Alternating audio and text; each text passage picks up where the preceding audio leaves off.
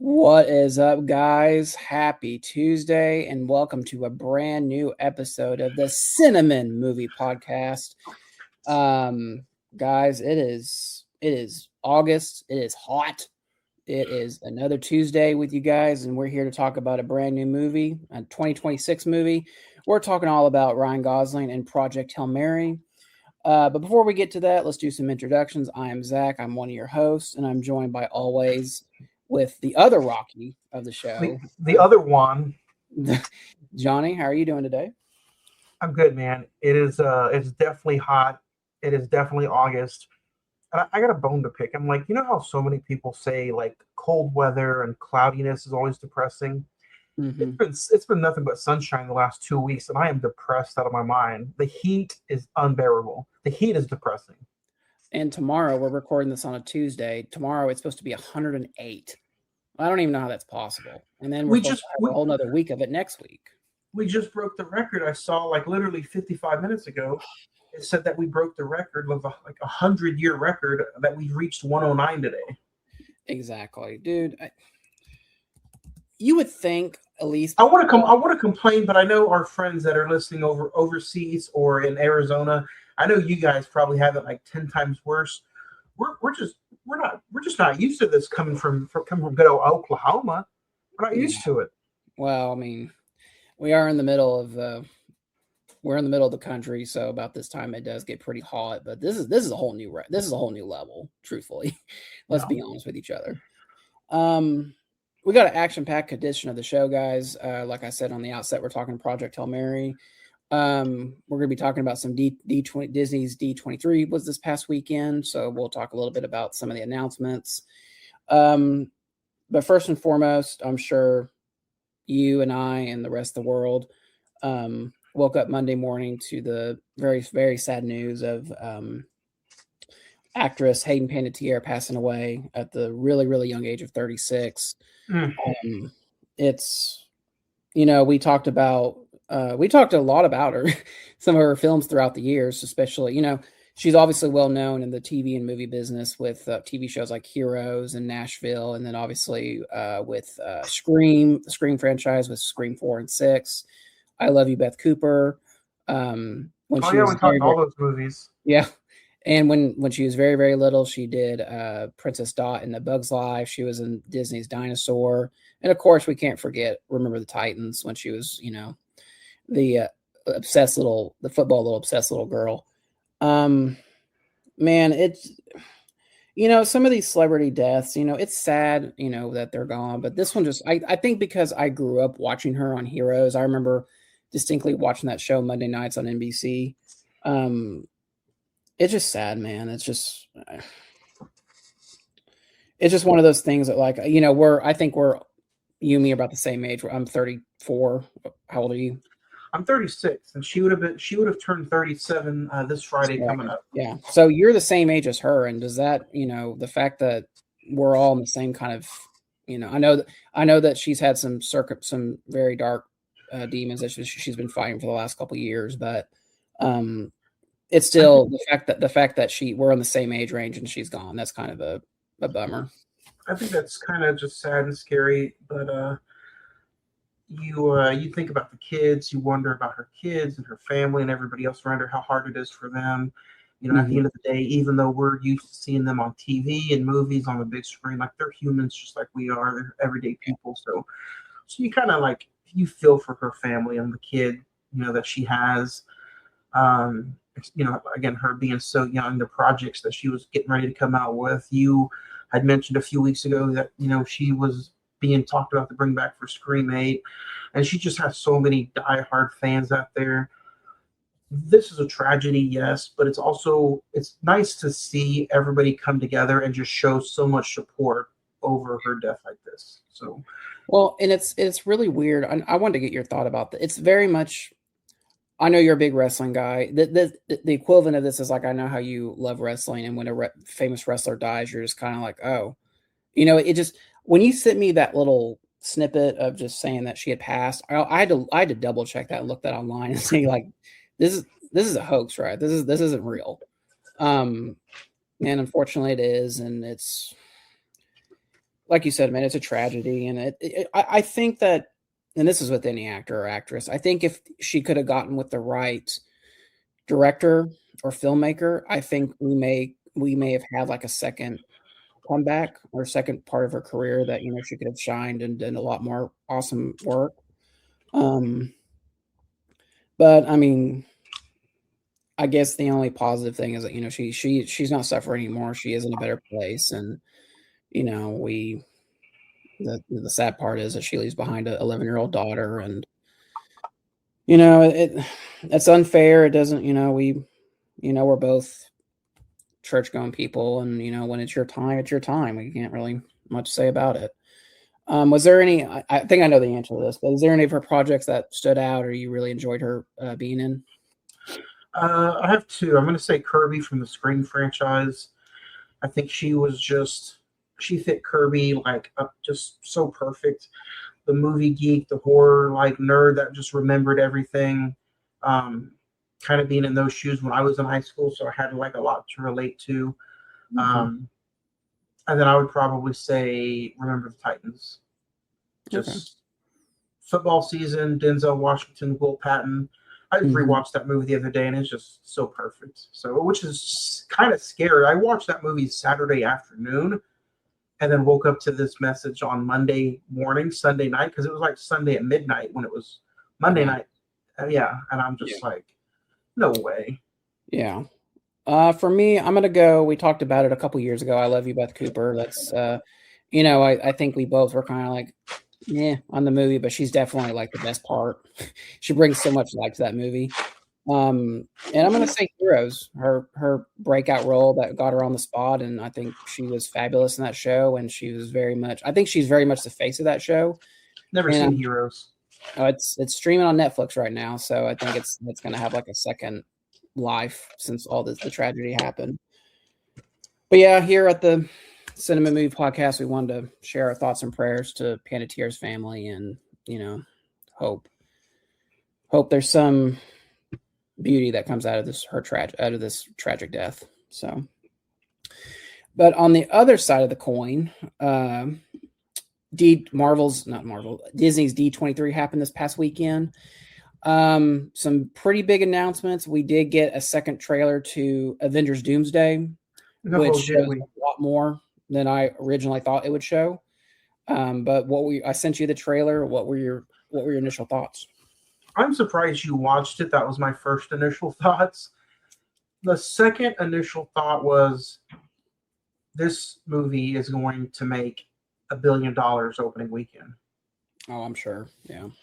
And I'm Probably. just looking at it. I'm like, Is it too much? no, not at all. Mm. I'm on the opposite side. I'm like, just when I thought Marvel could not do any good, and they fumbled with the Kang Dynasty, and they had to go back and restart from square one.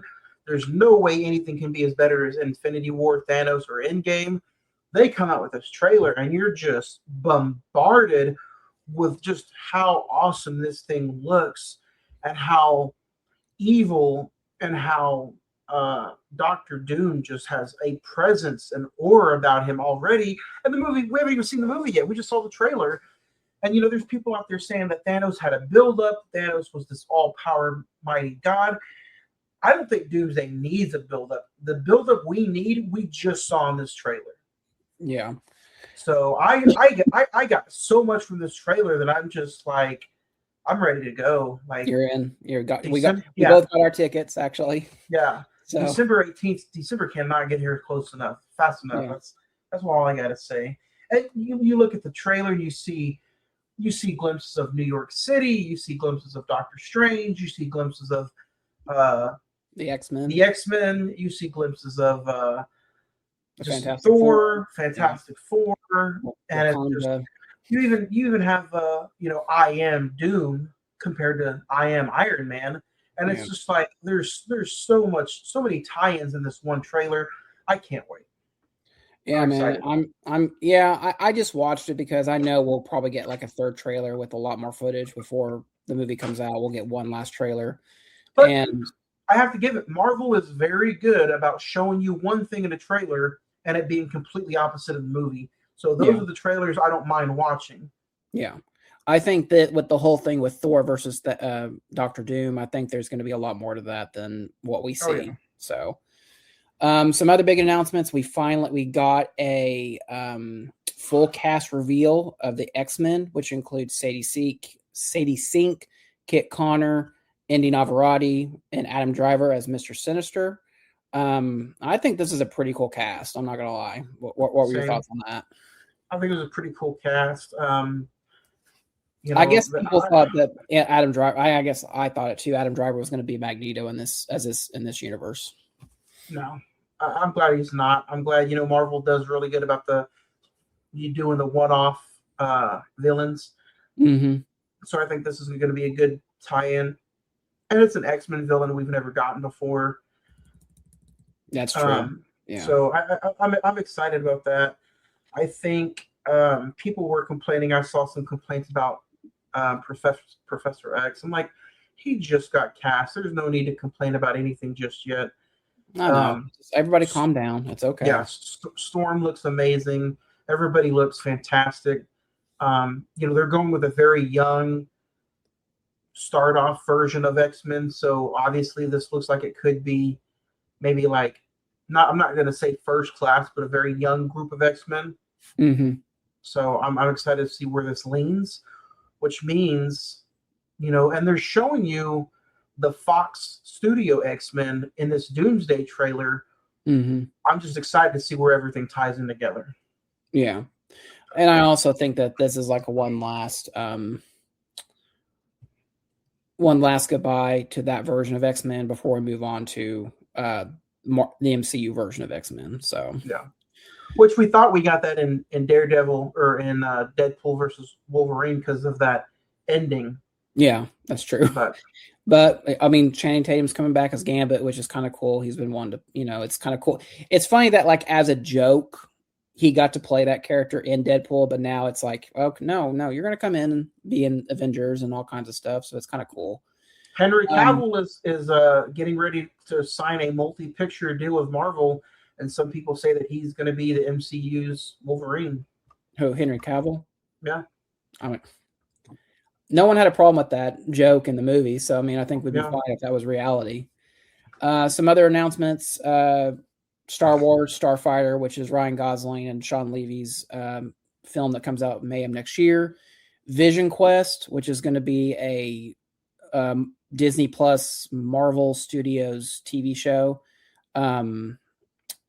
Returns as Paul Bettany returns as Vision, and James Spader as Ultron, which we haven't seen him since Age of Ultron. Some other big announcements that was announced was a couple of sequels include Frozen 3, The Incredibles 3, Coco sequel, a Bluey movie, and much, much more. So I think Lilo and Stitch 2. Lilo and Stitch 2, not Kingdom of Heaven, Zootopia 3. We're going to get that as well. So as you can see, a lot of heavy sequels coming our way. I'm sure a lot of these are going to make $1 billion because, Disney's in the business of doing that. But until then, until we talk more about some of these big projects, we are here to talk all about Project Hail Mary. Currently, it is has a 95% Rotten Tomato score, 95% Fandango, 8.2 out of 10 on the old IMDb page. This film was made for a budget of $248 million and grossed $684 million at the global box office. A science teacher wakes up alone on a spaceship. As his memory returns, he uncovers a mission to stop a mysterious substance killing Earth's sun and realizes that an unexpected friendship may be the key. Starring Ryan Gosling, Sandra Holler, James Ortiz, Lionel Boyce. Directed by Phil and Miller. And this film had a release date of March 20th, 2026. So about 6 months ago almost. So Johnny, we're here to talk about it. First time watch compared to now. I'm sure you guys are going to know. I did see this in theater twice. I didn't see it in IMAX, which I kill myself for doing that now, unfortunately. I did read the book. as you can so heartily see right here. It is a pretty good book, written by Andy Weir, who also wrote The Martian, including the Matt Damon movie from Ridley Scott.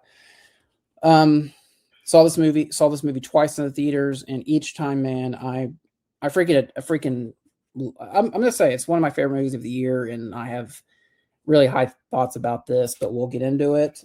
But I want to hear about you. What was I know you've seen this movie several times since release, and what are your thoughts? So I seen it when it first came on Amazon Prime, and then just I wanted to, kind of rewatch it for the episode. So I physically got it physically and watched it again. Wanted to see the special features and all and whatnot. And at the end of the day, man, I thought it was a pretty good movie. Very small complaints. It was beautifully shot. The CGI was extremely beautiful. It's a beautiful movie. Mm-hmm. Yeah. Nice. We can dig into it. So yeah, we are at almost 17 minutes of the show. Obviously, if you have not seen Project Hail Mary, go check it out on Amazon Prime. Which I don't think there's not a lot to spoil. Really. There's only one big thing to spoil, which they pretty much gave it away in the trailer, which I thought a lot of people were pissed off that why would you show that? But what were your thoughts going in? Were you expecting kind of like this big science fiction epic? Obviously, it's set in space, but what were your general thoughts going in? I was going in with this, so I didn't see this in theaters, and it had months of just hype before I actually got to see it. So I'm like, let me sit down to enjoy this overly hyped space movie, which we get. It almost seems like we get every year. Mm-hmm. Gravity, Interstellar, The Martian. And I'm not saying those movies aren't good. They are, but I feel like a lot of these outer space movies are just like very, very overhyped. And I think it has to do with the CGI use. Who can make space look the best? So I think this movie does not work with anybody else. I think if it's not Ryan Gosling, I think you have a 2-hour and 45-minute snore fest, because I think this movie is 95% Ryan Gosling and 5% Rocky. And I think this is a perfect storm of perfect casting for Ryan Gosling. Yeah. I mean, I think that's one of the biggest things walking out of, especially walking out of the theater from this movie, is that Ryan Gosling is perfect. It's perfect casting. He hits the comedy, he hits the drama, he hits the scared factor of waking up in space and you have no idea what's going on. When reading the book, like it was like I imagined, like, just reading the book by itself, it was like, oh, Ryan Gosling is perfect. Did you read the book first, or did you watch the movie? I read the book first because I just wanted to go in, just kind of seeing what was going to happen, and just reading Dr. Grace on the page. It's perfect. It's perfect casting without a doubt. So did you enjoy and it's the same way in the book, did you enjoy kind of the build up to the reveal of why he's on the ship? So it's not that long of a build up. Mm-hmm. Because it's by the 25-30 minute mark, he's already on the water ship getting explained everything. Well, I guess not that. The flashback, but I'm talking about I guess, build up to like why he's there, but also the big twist at the end of like, why is he actually there? Oh, what do you mean? Like how they had to like force him to be on, like, basically say you're going put him to sleep? Regardless. Yeah. I mean, I don't think it was that big of a reveal. I mean, yeah, it didn't hit me like a ton of bricks, if that's what you're asking. Okay. Yeah. No, it's just because like when I read the book, I wasn't expecting that. Let's say you, and if you want, go ahead and explain it to the listeners. So essentially, like I said, spoilers. There was some circumstance. The movie kind of goes back and forth of him trying to figure out this astrophage problem, but also going back doing the buildup of like, this is what astrophagia is. It's basically eating our sun, and we only have so much time to figure out like a solution to the problem before we all die. And the movie kind of goes back and forth between present and future, or present and the past, and it's finally revealed that there was a space there was a explosion while getting ready for the mission that killed two of the science officers, and basically Sandra Huller's character, um, Dr. Strout, or General Strout, I think, basically forces Ryan Gosling's character to. She basically says, "You're our only hope. You will be remembered as a hero. You're getting on the ship," and obviously he fights, and then he basically gets medicated, and then that's how we end up on the ship. So I thought the idea of someone forcibly giving up their life to save the human species, that was an interesting thing, and like I thought it was kind of a good twist. At least reading it in the book, I wasn't expecting that at all.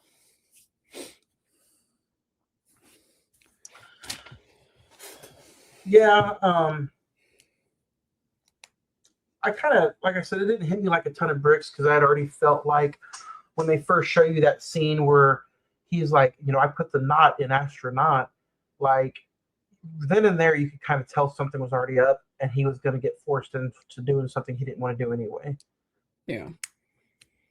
And the funny thing is that that's like one of the main trailers, and I think they play that as a joke, but obviously it's revealed that that's the start of like the betrayal, I guess you could say. So that's why I don't get me wrong, I really liked the movie, but that's where I kind of fell off on the any kind of like reveal when it comes to this movie, because I feel like I got to see most of the good stuff was in the trailer. Yeah. So when I got to the scenes in the movie, I'm like, oh, when does the funny rock looking thing show up?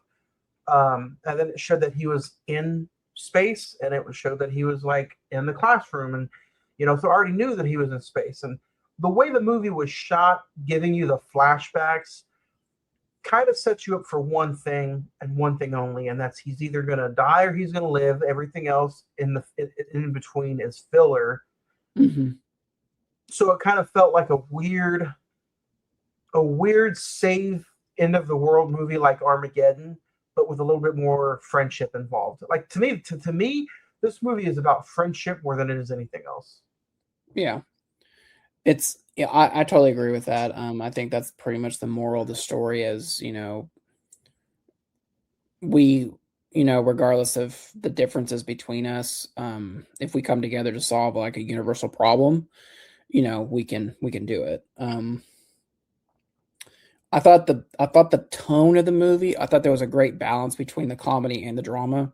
There's a lot of great moments between him and Rocky, but it's also when Rocky almost sacrifices himself to save Grace. It's a very heartfelt moment, because by that point you've really grown to like this rock spider thing, and you want nothing to happen to him, essentially. So you're with Grace of like, trying to think of every possible way to try to save him. How do you get feels for the creature in the book? Is he really well written in the book? Yeah, I think just probably just the movie, just watching it and just having like a visual like what this creature looks like, I think it's a little bit better. I mean, it's how he looks in the movie is described really well in the book. Like when in the beginning, when they're starting to learn each other's language, it's basically when they get to that point in the book, it's basically music notes of the dialogue, and Ryland as the audience interprets that for us. And so I'm glad in the movie, and they do the same thing in the book of like they give him a voice, and so that way we don't have to keep going back to music notes.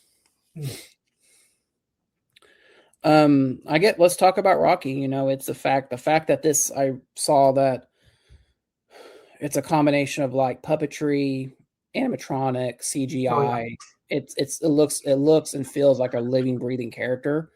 And I think, obviously the space stuff is all CGI and, on a film set and everything. But the fact that this character is something that Ryan Gosling can physically react to is all the more better. And that's what makes the friendship work so well. Yeah, I would agree. The relationship between the two, I don't think, again, I feel like I'm piggybacking off of Ryan Gosling, but I feel like this also wouldn't work if the creature was entire CGI and Ryan Gosling just sitting there have to act, with a tennis ball or something. I feel like it wouldn't feel the same. Mm-hmm. Um, but this goes back to like best friend creature movies, or maybe it's something like Short Circuit. Just this reminds me of like a really well done 80s friendship movie. Like this movie just kind of feels like an 80s flick to me. I don't know what that is like. I don't know how I can even explain that, but this movie just feels solely based off a good friendship. Maybe it's Mm-hmm. because you had a lot of good friendship movies back in the day. I don't know. Um, the only gripe that I probably have about this movie is I don't think it needed to be 2 hour, almost 3 hours long. Yeah. And See, sometimes there's pacing issues for me where I'm like twiddling my thumbs back and forth. And again, we talked about a movie like this a few weeks ago. I can't remember which one it was, but it's the placing of the scenes to where they go back and forth between the flashbacks. yeah, I mean, I'm kind of Because mixed. don't get me wrong, there's some good scenes like when him and the secret agent guy or whatever, they go to Home Depot and they just go on a shopping spree. Yeah. There's a bunch of really good standalone scenes in there that you're like, oh, that needs to be in there. That's a good scene. But Yeah. again, the pacing of almost a 3 hour movie, I just can't seem to put my finger on. I'm kind of in the middle. Like I'll take the middle neutral stance of like I think this is a very good adaptation of the book. Like I'll just go ahead and say that. It's, the fact that it is 2 hours and 40 minutes. It covers everything it needs. It doesn't, I think it trims the fat perfectly. Um, I'm kind of like when I sat down to watch, I was like, 2 hours and 40 minutes. Okay, here we go. But to me, it flew by. The pacing of it was good. I don't think there was one.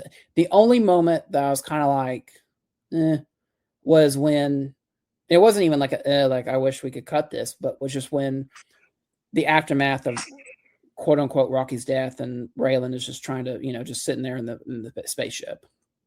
Yeah. That was the only moment, but I mean, you get why that's in there. So There's a bunch of like small scenes that lead up to him being alone, like him getting drunk, him shaving his hair off, him, giving his thanks and salute and doing the death memoriam to, his fellow, employee, yeah, astronauts or whatever.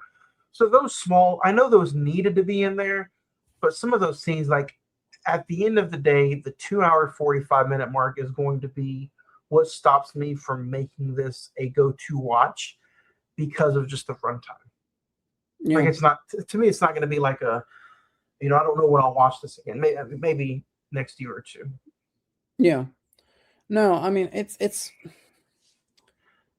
just did not expect this movie for everybody to watch it. It's on Amazon Prime. I highly recommend you go watch it. It's not a bad movie at all. It's very, very good. But mm-hmm. I'm just trying to point out the runtime is just it's homework for me. Yeah, I mean, would you watch Interstellar over this? Interstellar is another one that's again, it's a beautiful movie and it's very, very good. But the 3 hour runtime scares me. Yeah. I can't tell you other than when we did the episode a few years ago last year. I can't tell you when the other time it was when I watched the movie. Yeah, and The Martian is like about 10 minutes shorter than this. And I don't know if The Martian's a better movie, but I think I had more fun with this one than The Martian. Oh yeah, I had more fun with this one too than The Martian. The Martian is just It's very serious. how many times we got to see Matt Damon getting saved? Isn't that like a meme that's going around? Yeah. Because of all the movies he's been in. So this isn't like a nitpick, but I also didn't feel like there was that big of a like I didn't feel like this was that big of a catastrophic event. Like in Armageddon, the Earth is going to literally get destroyed in just a matter of a few moments. Mm-hmm. But like in this movie, you had like at least 10 to 15 years until things started going badly. Yeah. If that makes sense. So to me, it didn't feel like it was a dire need to hurry up and fix everything before the Earth goes to dookie. Yeah, I mean, I would disagree with you just a little bit. I think it was then they say it was going to take like 11 to 15 years to get where they were going. So that's an explanation that I can buy of like, okay, so that's why they have to leave right now. Otherwise, half the sun will be gone if they waited another 10 years. That didn't bother me at all. I mean, I'm kind of glad it wasn't like, oh, here comes an asteroid, it's going to destroy the world. It's not Don't Look Up. It's not Armageddon. It's literally a kind of like a flesh-eating bacteria that's going to dissolve the sun, essentially, and eventually wipe out the human race. So, I mean, there are big stakes, but it's not right now, which is kind of I like the classroom scene and the fact that, like, the kids are saying, oh, we're all going to die. We're all going to die. Everyone's going to, no, there's going to be no food. I like that in the sense that, like, it's not going to happen to these kids now, but in 30 years, it's going to be their problem and there may not be an answer for it, if that makes sense. Oh, let it be their problem, Just let them die. Your words, not mine. I wouldn't mind if we have something to go up there right now and start eating some of the sun because it is pretty brutal out there. Yeah.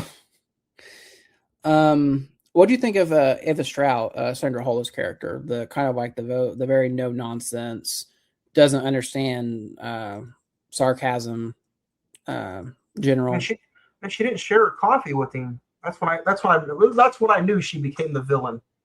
Yeah. And the funny thing is that moment there, I decided I don't care about this character. Well, and the funny thing is like she's a very well written character in the book, and I think that she's doing what she has to do in order to get the job done. Whether that is sacrificing Grace to save the human existence. I think she's literally she's making the hard choices that he doesn't want to make, essentially. She's a very good character, and it's just funny to me. Can't even share your coffee with the man. Yeah. This movie, I will say, this movie had a lot more comedy, sense of humor aspects to it than I thought it would. Yeah. And I think that's partially, like we said 1,000 times already, it goes back to the performance of Ryan Gosling of, him being the everyman, but the kind of the scaredy cat of like, okay, like when he looks out of the ship for the first time, you see him just looking the vastness of space. He's like, nope, like anyone else would. I just don't know who else you could have got to make this character flow. I don't think there's anyone that can. Yeah. Like I was trying to think of different actors that could maybe just do the performance part of it, and I just do you think Rocky needed? By the way, before I really liked the voiceover of the person that did Rocky, but do you think we needed like a big time comedian like actor to voice Rocky? No. Like get Ben Stiller in there or something. I don't know, like maybe somebody like Seth Rogen or something. No, it wouldn't. What was that? Well, that's supposed to be his laugh, but I don't think it wouldn't have worked. It wouldn't have worked at all, honestly. I like how they kind of got like a. I'm not gonna say James Ortiz is not like a no name person, um, but he's not.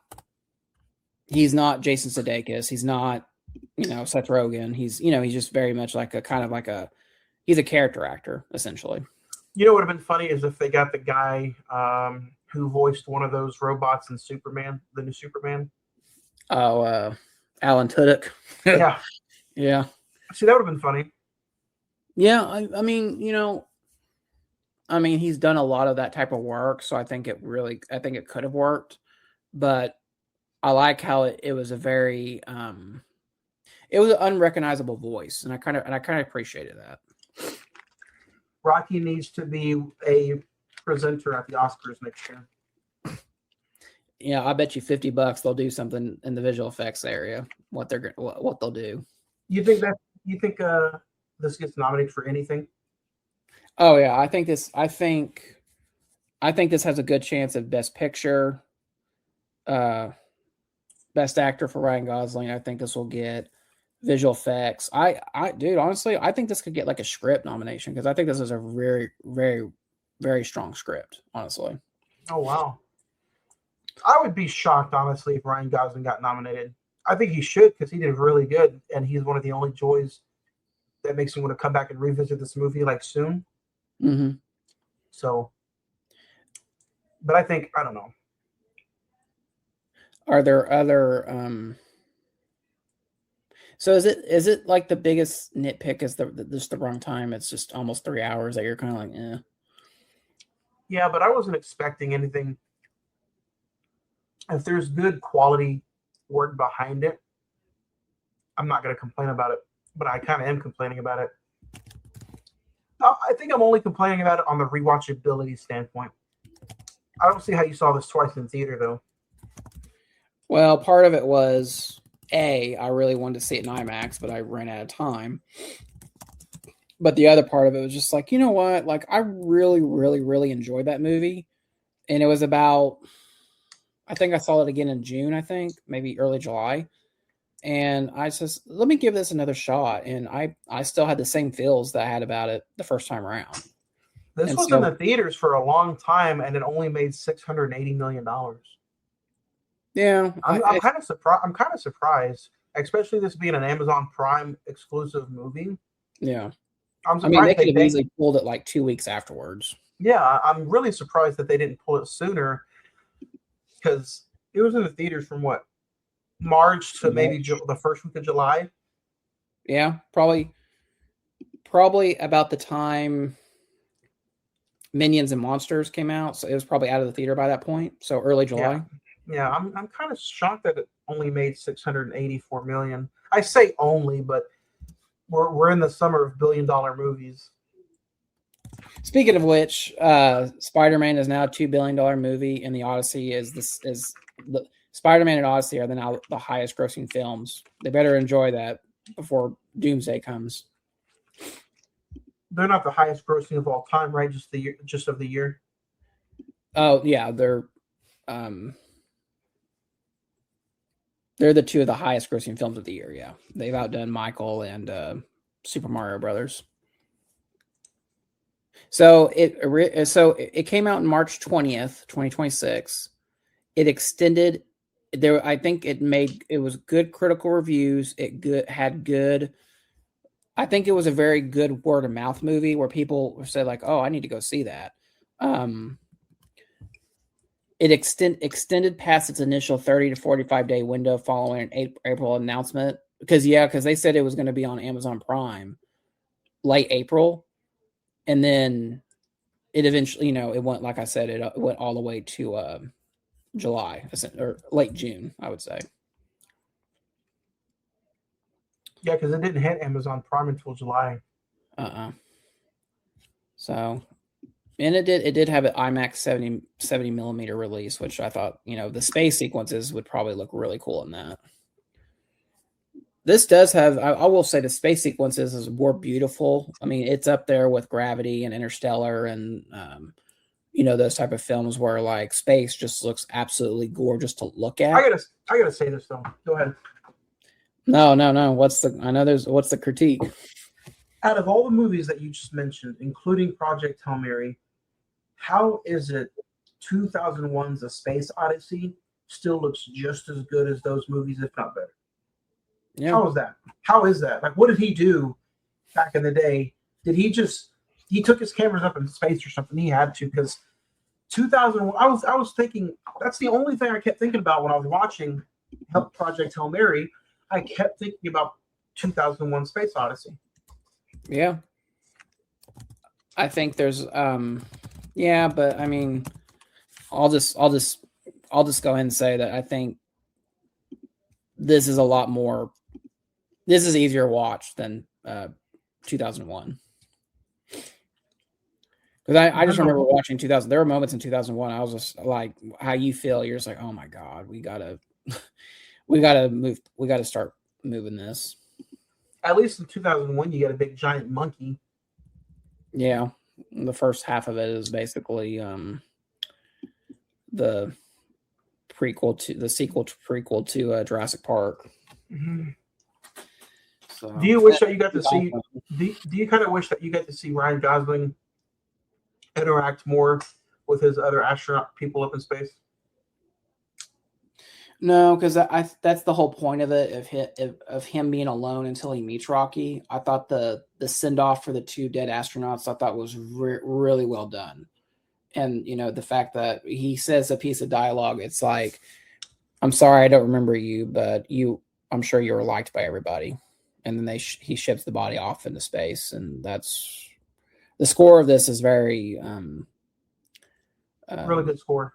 Yeah, very emotionally driven. So the ending where he gets, to Rocky's home planet and they build him like a big biodome. Mm-hmm. I kind of wish there was a little bit more of a tie-in with the ending. Like, I don't really, well, that's kind of, now I'm going back because I don't need him to say if he goes or not, but all the indicators point like he stayed. I like this movie. I like the movie ending better than the book. The book doesn't really. We get to see General Strout at an old age of like it's been so many years, and they actually get the beetles that has the cure for the astrophage. That's not in the book. He sends it off. They show Grace teaching the little Rockies in class, and that's how the book ends. In the book we don't really know if Earth lives or dies, essentially. So I like this ending a little bit better. Kind of, I think it gives closure to both sides of the story. You think he officially stays and helps and lives with Rocky? I think for a little bit. I think for a little bit, because he kind of says like he's not in a rush to go, essentially, and he'll stay, and but he's glad that their scientists are working on a way to get him home. So it's kind of like I'm staying. You'd want to go? I wouldn't want to go. The way they just like poisoned me and took me up into space. He was like, no, you almost killed me. So yeah, I wouldn't want to go back. I'll stay here and live on a livable planet while you guys just burn up. Yeah, right. So I'm sure he doesn't have to pay taxes. No. He doesn't have to deal with political stuff. No. He doesn't understand. Well, I mean, he's figured out a way to communicate, but he doesn't want to be their leader or nothing. Yeah. Did you like that? At all. Did you like that it tied back into him being a teacher, of him teaching the little tiny Iridians? Yeah. The way Ryan Gosling is, though, I could watch a movie of him just like being a teacher and living everyday life. I went back when I watched Remember the Titans. He's not in it for very much. Barely a cup of coffee. Yeah, but every time I see him, I forget that he's in that. Yeah, everything Ryan Gosling does, I mean, you could go back and search. I really find it hard to believe that he's done just an overall crummy. No, I'm saying I don't think he's done a overall crummy movie. No, I don't think. And that's another thing that was announced at D23. He's going to be Ghost Rider in the MCU, which I think is I think that's a cool character for him to play. Yeah, As long as we bring back Nick Cage, which apparently is what people are wanting. So, um, I kind of agree with you, man. Like looking at his filmography, there's not a movie that you're just kind of like, I don't never want to see that again. Even something like not Drive. Drive is good. What are you talking about? No, I like Drive. Like the place behind the place behind the pines with Bradley Cooper and Eva Mendes. That's It's a a good pretty good movie. film. Yeah. Oh, have you seen Lars and the Real Girl where he has like that female? Uh, No, I haven't. oh, dude, that's an early Ryan Gosling film, and he is incredible in that. Is that a A24 movie? No, you watch it, you would think it is an A24 movie, but it's not. I think it's like Sony Pictures or something like that. I might But have that. you look at his filmography. I mean, he's done action, he's done comedy, he's done drama, he's done independent films like Half Nelson and Blue Valentine. Um, I forget all about First Man. I forget he's even in that. That's like one of those like, oh yeah, Damien Chazelle, Neil Armstrong biopic. I've only seen that once. I think I have it though. So La La Land, Barbie, The Fall Guy. Yeah, I mean, he's very much. I mean, I don't know how you feel about him like overall, but he's very much become an actor where like I get excited for stuff that he's in because I think he's very much proved himself as um, a reliable actor. I think this whole Star Wars and MCU thing just puts him up there on a completely different pedestal from a lot of other people now. Yeah, and that's insane. He has a Star Wars movie next year, then Ghost like a Marvel movie the year after. So he's very much like I think movie studios are very much in the Ryan Gosling the business. He's set for life. Let him. I want him to pick my name for Secret Santa. Yeah, that'd be cool. Here's a question. Here, I'll list his Academy Award nominations. He was nominated for Half Nelson, La La Land, and Barbie. Is there a film that you think he should have won for out of those three? You said Barbie and La La Land. Barbie, La La Land, and Hap Nelson, which I haven't seen that. I think he plays like a drug addict or something. Because Barbie was so out of it and people were crapping all over, oh, Ryan Gosling is Ken. Nobody gave it a chance so they went and saw it. Mm-hmm. I think Barbie probably. Dude, there was a moment in time where I was like, "What if he actually wins?" Like, everyone thought that was a joke, but his he's he gives a good performance in that. I mean, you wouldn't think it would be, but it is. I think the Academy Award for well, the Academy Award for Best Actor should be like an NFL MVP award, to where that team is not good unless they have their MVP player. Yeah.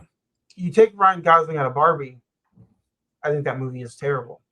You take Cillian Murphy out of Oppenheimer, I think that movie still works. Yeah, that's true. That So makes I sense. I think that's how the Oscars should be. Like anybody can be, you know, anybody can act with that surrounding cast or that surrounding performance or that script or that director. Yeah. But take that actor and kind of just throw him into a. I'm not going to say Barbie was nonchalant, but throw him into just a fun comedy that people aren't going to take serious, and he just outperforms everybody that he possibly can imagine. Yeah. I think the same could be said for like Sinners. You take Michael B. Jordan out, and that movie still works. Yeah. So, but getting back to Project Hail Mary. Oh, uh, David Johnson as Black Panther. What do you think of that? Oh yeah. He's gonna be the new T'Challa. I'm excited about that. I think we've between Alien Romulus and The Long Walk. I'm very happy with that casting. What did you think about it? I thought it was pretty cool, but did you see people were complaining that they're like, oh, you want to jump 21 years into that timeline just because the sister and the girl can't play Black Panther?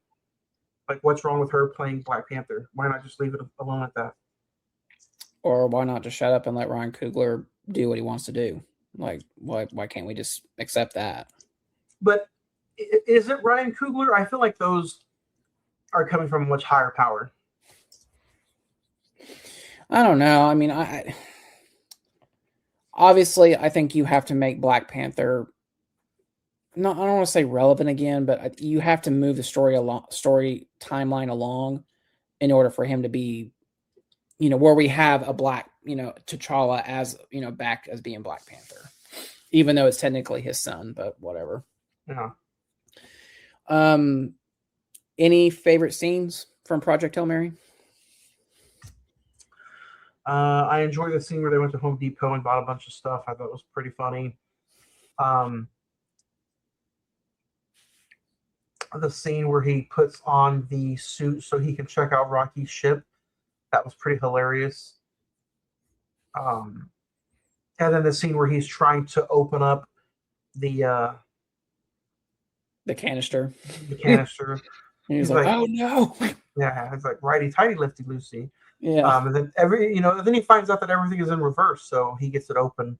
And then I think the ending is really fun, where he just is chilling, and he's with his best friend now, and he has not a care in the world. He's doing what he wants to do. Yeah. So what about you? I'm gonna go with the Home Depot scene is cool. Him like in the radioactive suit trying to figure out what astrophagia is in front of all those people. He's kind of like a trained monkey almost, just trying to he's like the subject of amusement almost at that point. Him trying to figure out who he is throughout the movie, I thought was a great thread that was sprinkled throughout the movie. And then just the space sequences themselves are they're so beautiful. It looks like they went up to space to film this movie for real. And then the first introduction of Rocky's ship and his ship, where it's just like he moves it along, and then it just follows him just right behind him. I thought was a great bit. Like I said, this movie has a lot more comedy than I thought. Yeah. And I think it worked. Like I said, I think the tone balance works out. That does both drama and comedy at the right times. Yeah. So star rating, Project Hail Mary. I'll just go ahead and say I'm gonna give it a 5. I thoroughly enjoyed this film. It's one of my favorites of the year so far. And I'm kind of like you. I don't know how often I'll come back to it. I'll definitely rewatch it before we do our best of 2026 episode. But maybe by then I'll be like, yeah, I want to watch that again. So 5 for me. What about you? 5. Yeah. It'll definitely make my top 10, but I think I'm gonna sit with it at a 4 just because of that rewatchability state. If this is something I'm not gonna grab and go to, I don't know if I can give it as much love like you did as a 5. So far, we're 8 months into the year. I don't have a 5. I don't know where we're going with this. I don't know what that means for the year 2026, but yeah, we're 8 months in, 8.5 months in, and I do not have a 5. So I'm gonna get. I know Obsession was your favorite of the year so far. Is that a 4.5? 4.5. Okay. So and I just spoiled it for the episode in a few weeks. Well, you could watch it again and be like, oh, that wasn't that good. It could be a 3. Yeah.